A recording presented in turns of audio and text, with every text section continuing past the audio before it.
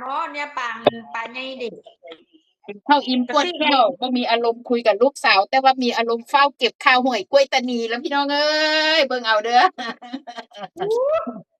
ขัดใจอีกแล้วบ่มีอารมณ์คุยกับลูกสาวเพิ่นจมมาปวดแก้วแต่เดี๋ยวให้กูจดก่อนนะ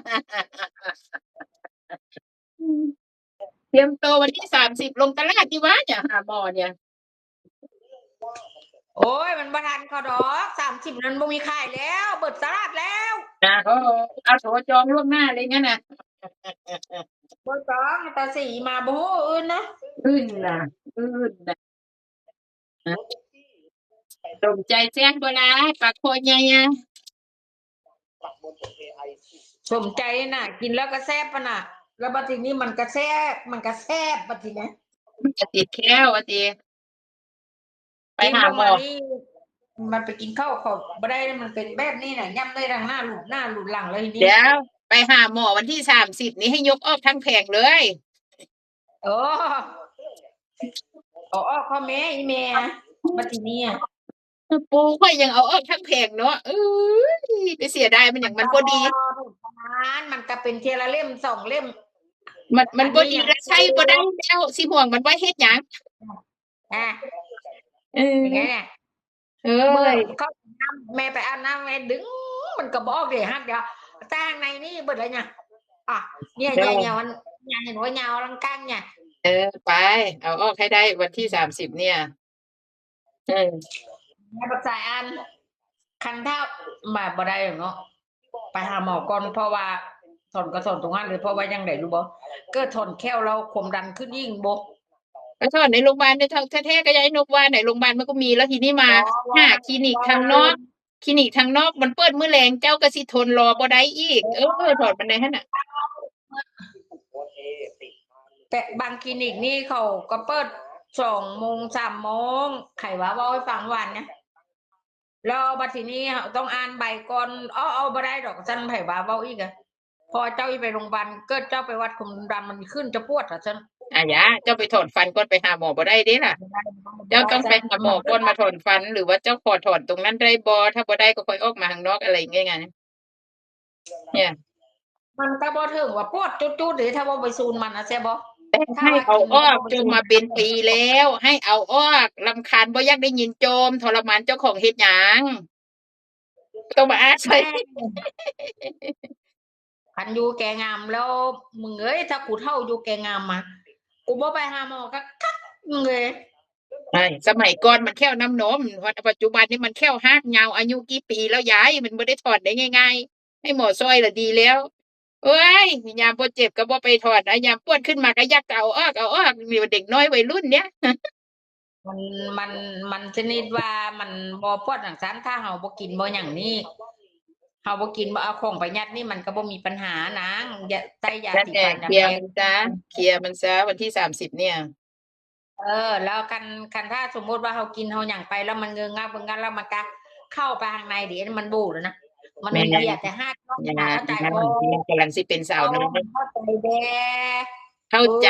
อบ่อยากให้แม่ทรมานบ่ใช่แม่นว่าพอดีบ่ปวดแล้วก่อนล่ะพออีกมื้อหนึ่งก็ปวดนี่อารมณ์ผู้ดูแลนะเขามีงานมีการเวลาเขาลงไปถ้าเคลียร์ได้เคลียร์ให้มันเคลียร์เดี๋ยวเออนะอืมอย่าคันถ้าว่าสลักนี่ออกบัดทีนี้กันนี่ก็ออก2 เล่มอันนี้ก็ออกเล่มหนึ่งอันนี้ก็เล่มหนึ่งแล้วบัดทีเนี้ยมันจักเล่มแล้วบัดทีเนี้ยมันก็ต้องโละจนเบิดป้าขนาดใหญ่ มันที่มีทีแต่นี่แล้วทีเนี้ยขึ้นอันนี้ซื่อๆอย่างเงี้ยเบิ่งยายที่ในช่องที่เจ้าติดตามนี่90กว่าเพิ่นก็บ่มีแค้วแล้วเหลือแต่เหงือกแล้วก็สิเป็นหยังเอาโอ้อย่ามาบอกมาเบิ่งไม่ก็เพิ่นแล้วกันเมียตาจีนหั่นโว้เล่มเดียวก็ได้อยู่เนาะ นั่นบ่เขาก็ยังไปเบิดแล้วเจ้ายังเหลือตั้งหลายเพราะฉะนั้นมันเป็นเรื่องปกติมันก็ไล่ออกไปเรื่อยๆจังซี่ล่ะแม่บ่ได้คิดน้อยใจว่าแค้วโลนหนกลูกขนาดบักกิดมาทำเหล้าเจ้าให้แม่นี่ยายแขวเจ้าทั้งหน้ายังเต็มเนาะซั่นโอ้ยล่ามันก็ลวนหมดแล้วซั่นเบิ่งผมแหมเบิ่งผมแหมบ่อยากให้ทรมานบ่แม่นหยังนะจมเรื่องแค้วเนี่ยอาเห็นบ่แม่ด่าทั้งอย่าคันนี่อย่าใช่บ่แม่นอย่าอยากทรมานเดี๋ยวมันตะเลิดตะเลอกลายพันธุ์ไปเป็นอย่างอื่นให้ความห่วงนะอาๆเออด่าให้มันหัดเออเออ นางอะนะอยู่คนเดียวบ่มีอันหยังเล่นเล่นแย่แค้วแดกแค้วเล่นอยู่หั่นน่ะ บ่มันมันทึกไอ้พริกทึกเกียร์ทึกปลาทึกหยังมันก็เจ็บๆคันๆไง เออเอานั่นแหละอย่าให้มันตะเลิดย้านอักเสบไอ้โหงนะ มันบ่มีแววเล่นบ่มีลูกมีหลานบ่มีแวว แต่ แม่เล่นมากเลย เออนะมัน ถ้ามันเป็ เจ็ น บ ตอ คัน มันเป็นตาเพลินๆเป็นตาขำจังซี่ก็โอเคยามเพิ่นหงุดหงิดก็ฮึดฮัดเดี๋ยวนี้ปวดหัวตะเลิดตะเลอทีเนี่ยมันเป็นอารมณ์บางมื้อเด้ ถ้ามันยัดหลายๆตัวซีเคออกเบิดเนี่ยตัวซีเคออกเบิดมันแน่ก็ อันแน่เข้าไปในที่มันหักแล้วนะเข้าใจวะ อืม ยามันเลียดออกหยับยาวๆยิ่งเนี่ย อืม คือชานี้แม่ดึงมันก็บ่ออกมันอังนี้ว่าเบิดละมันก็ว่าเอาออกข้างในเนี่ยบ่มื้ออื่นนี่แม่เห็นสิหรอกเมื่อคืนบ่เห็น อีกแกเอาอีกแก แม่จะเอาอันได้เข่าหนิบสวิงนะ ยายอย่าหาเรื่องมื้อฮือสิไปหาหมอเกิดไข้ขึ้นความดันขึ้นมาอีเป็นเลี้ยง แล้วก็ใช้หัวโปรตีนยังไงบัวนะเท่าเฮ็ดหยังเจ้าเฮ็ดหยังอันเอาผักมานะเจ้าเฮ็ดหยังเจ้ามาต้มตุ๊กบ่เอาตังค์มาเถอะขอ20 บาทเอาก่อนเก็บผักกูดเก็บอหย่างมาให้นะเอามาเอาซื้อๆก็ได้ตังค์นะรับจ้างมาตั้ง50 บาทหรอกถ้ามีธุระนะว่ามีแล้วค่อยมาใส่ว่าสิมาใส่ดอกอันนั้น20 บาทน่ะแล้วอย่าไปเฮ็ดหยังเนี่ยสิเอาอีเมลกับเมเว่นออกเนี่ย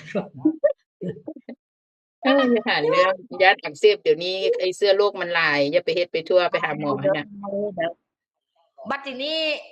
เท่าก็บ่ไปไอ้ตาตั้นก็ไปให้เนาะเรียกแต่แม่กำลังเลี้ยงอีหนาวอยู่บ่แม่นเลี้ยงอีหนาวหยังบ่เลี้ยงอีหนาวจ้ะเฮ็ดหยังอีเอาหยังอีกแม่ก็บอกกับแจ้งสิน่ะอีเอาหยังอีกอย่าบ่เขาน่ะ เขามีสวิงน่ะมีบ่มีเฮ็ดหยังก็เอามาทอดบอกว่าเอามาทอดบอกว่าอ่ะก็ไปเอามาให้เอามาให้เนี่ยเอาให้จากแค่นี้น่ะเบิ่งเด้อเฒ่าเบิ่งเด้อก่อนรูดๆจุกๆบ่ฟัดไปเลยคือกะซื้อมาแล้วอ่ะกักนะตะกอนกัก18 บาทเด้เนาะกัก18 บาทกักมี10 บาทบ่ล่ะแกเจ็บว่าติล้างด้วยเหล้า40อ่ะบ่แม่นแก้เจ็บเอาโตหน้าเลยกับยายดีแม่นวลนี่นั่งกัน3 คนน่ะกินเหล้าแกมัดเข้าไปแหละบ่แม่นแค่นี้เว้ยแกออกหน้าก่อนปัดเข้าไปเลยตีเฮ็ดจังน่ะก็ยังว่าอีเอาอีโตกับโตเว้นโอกแกว่านะแกบอกว่าแคบลง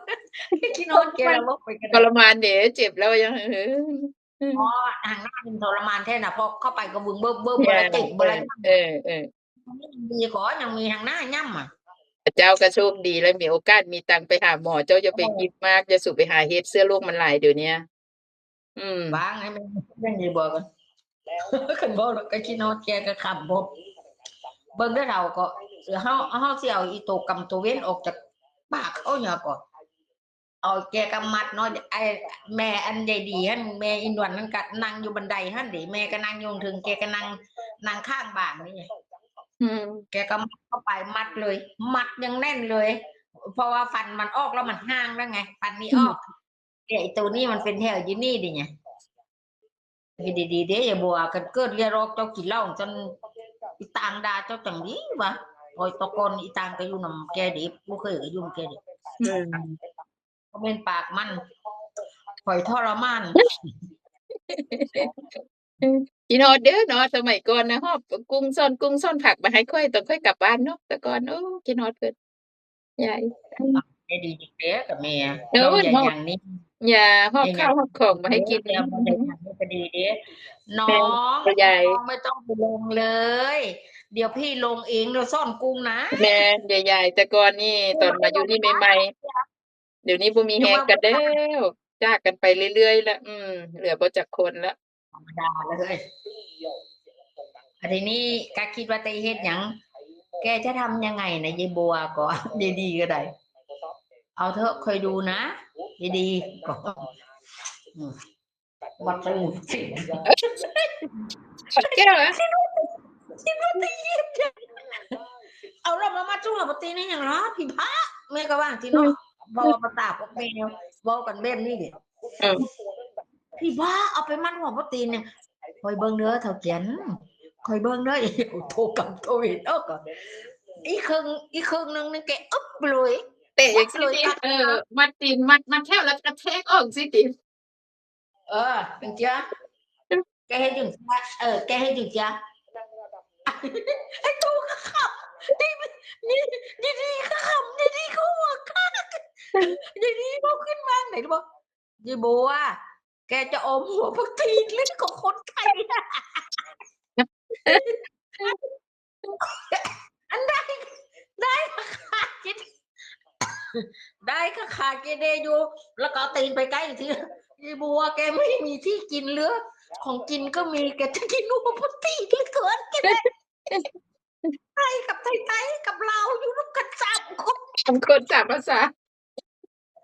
เป็นจากที่นู่นที่เราไปกับไทยดีๆนี่กับแม่จับนกอันแกงปลาจับนกนี่ก็มากินกักกันแล้ว ค่ะผู้เฒ่าเมาสมัยก่อนดิ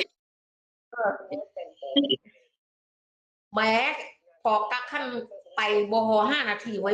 แต่ยันตั้งแบบหน้าวัว เออ ขอว่าเอาเรือเท่าไปเอาเกียร์โบเท่ามีเกียร์โบเท่า อย่าหาทำเด้อยายอย่าหาทำเด้อ เป็นไงขึ้นมาก็ว่าจี ว่า เขา มันอักเสบขึ้นมาเดี๋ยวนี้เชื้อโรคมันหลายบ่คือแต่ก่อนบ่ได้ โอ้แม่ดูนะแม่จังบ่เฮ็ดนะ เออ อันสมัยแต่ก่อนยาอะโอดีนเฮาก็ยังบ่ค่อยมีเนาะมาอยู่เนี่ยเนาะ มันก็อยู่ทุกอย่าง ยาเม็ด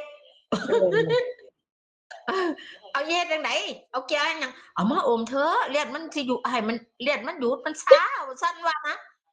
เอาแก้ให้ครึ่งไอ้4 5 6 เม็ดแก้ผู้แก้แม่แกอมไปเลยบ่มีว่าจะสำลีใส่เลย เออ แล้วแกก็ไปแล้วอันหน้าแกนี่อันสีเหลี่ยงๆนั่นเริ่มเป็นสีชมพูเมาเทียนเดียวกันนึงก็ว่ามิน ผู้เฒ่าเมาสมัยก่อนปวดไหล่บ่ละเท่า มันก็ปวดตัวมันเลิกเกินบางห่างมันยังบางห่างมันยังกู เลยไปตามมันรูบักเมกไอ้ชีดาเจ้านี่ใหญ่ๆบัดบอกนะดาสมวนแม้ก็ว่าบ่ใช่ปวดมันปวดคอยแบบก็ ทรมานเด้เนาะ แก้วแท้ๆก็เห็นกับตาแล้วยิ่งเวียนนี่โอ้โหฮาเอ้ยก็ว่าคันถ้าว่าเลียดมึงบ่อยู่มึงเฮ็ดได้ก็แกยายเวียนว่าแล้วแกก็ว่า มันเป็นหยัง